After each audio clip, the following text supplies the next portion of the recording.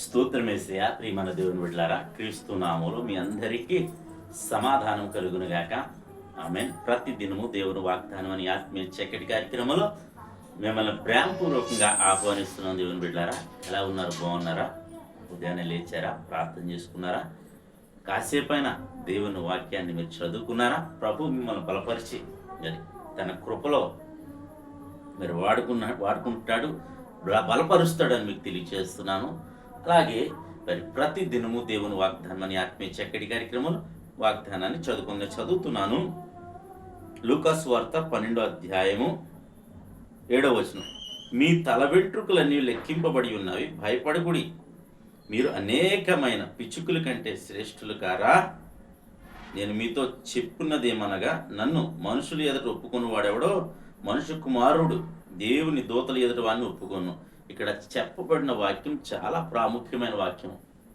మీరు దేన్ని గురించి భయపడద్దు అని దేవుడు సెలవిస్తున్నాడు. ఎందుకంటే మీ తలెంటుకలు అన్నీ లెక్కించబడ్డాయి.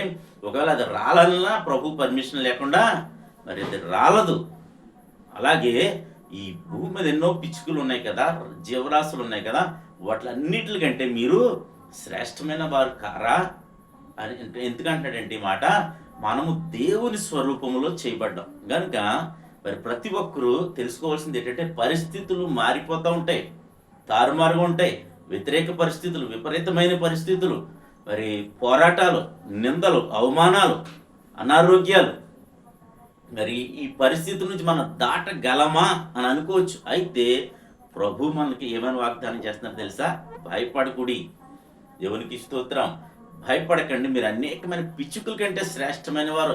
మిమ్మల్ని అరిచేతుల్లో నేను చెక్కుని ఉన్నాను కనుక మీరు ఏ విషయం కోసం కూడా భయపడకండి అని దేవుడు సెలవిస్తున్నాడు. కనుక ఆయన మనతో ఉంటాడు, మనలో ఉంటాడు, మనకు చక్కని ఆలోచన ఇచ్చి మనల్ని నడిపిస్తాడు. కనుక ప్రతి ఒక్కరూ దేవునికి దగ్గరగా జీవించడానికి, దేవుని ఆజ్ఞలు, కట్టడలు, విధులు నెరవేర్చడానికి మాత్రమే ప్రయత్నం చేయండి అని మీకు తెలియచేస్తూ దేవుడి మాటలు దీవించునుగాక. ఆమెను ప్రార్థన చేసుకుందాం. స్తోత్రము తండ్రి, వందనాలు యేసయ్యా.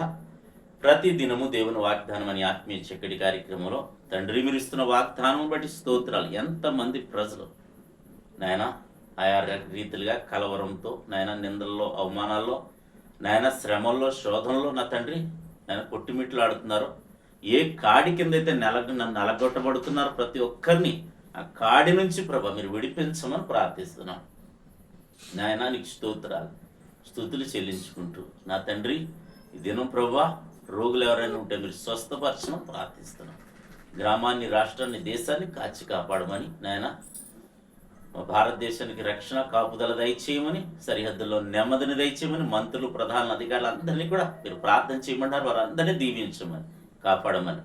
అలాగే తండ్రి ఈ దినం ఎవరైతే మ్యారేజ్ డే, బర్త్డే జరిపిన బిడ్డలందరికీ నీ కాపుదల, నీ రక్షణ సంవత్సరం అంతా నీ దయక్రీడను ఉంచమని, మీరే మహిమ పొందమని క్రీస్తు నామములో ప్రార్థన అడుగుచున్నాము తండ్రి. ఆమేన్. నేను నమ్ముతున్నాను ప్రియమైన బిడ్డలారా, ప్రభు మనందరినీ బలపరిచిన విధానం బట్టి ఆయన స్తుతించండి, ఆయన కనపరచండి. అలాగే ప్రార్థనలో మరి ప్రతి దినము ఏకీభవించండి. దేవుడు నిన్ను, కుటుంబాన్ని దీవించును గాక. ఆమేన్.